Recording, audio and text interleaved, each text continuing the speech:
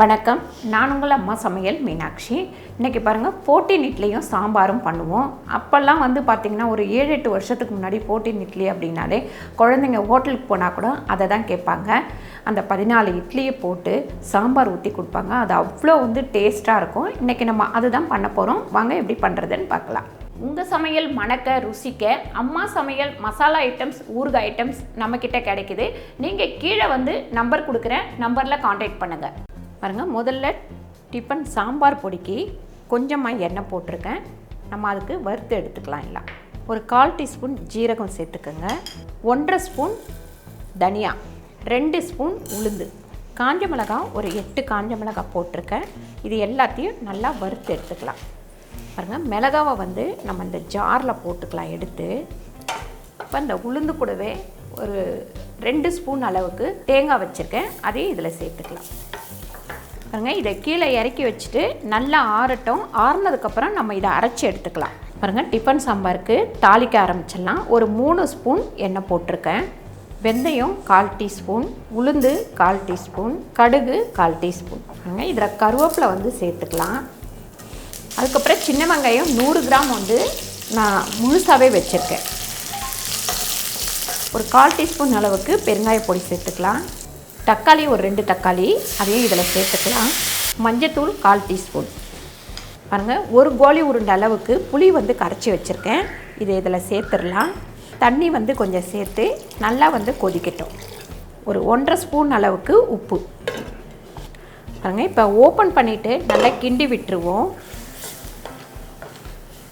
பருப்பு நான் ஏற்கனவே வேக வச்சு வச்சுருக்கேன். வேக வச்சு நல்லா கடைஞ்சி வச்சுருக்கேன். அதை இதில் சேர்த்துடலாம். பருப்பு ஊற்றினதுக்கப்புறம் கொஞ்சமாக தண்ணி விட்டுக்கலாம்.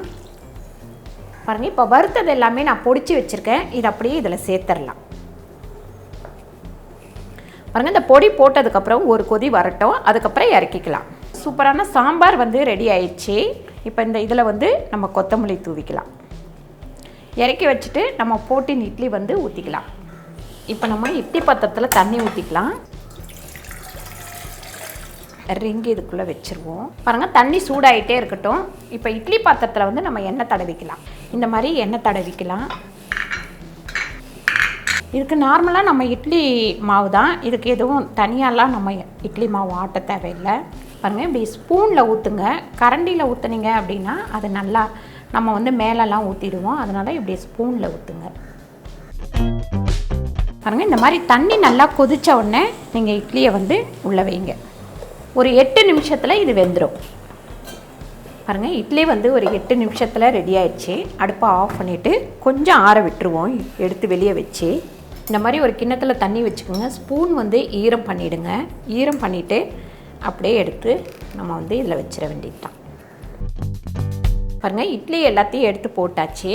இப்போ இது மேலே நம்ம சாம்பார் போட்டுக்கலாம்.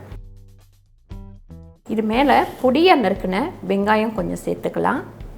அதுக்கப்புறம் மேலே கொஞ்சமாக கொத்தமல்லி, அதுக்கு மேலே கொஞ்சம் நெய் போட்டுடலாம்.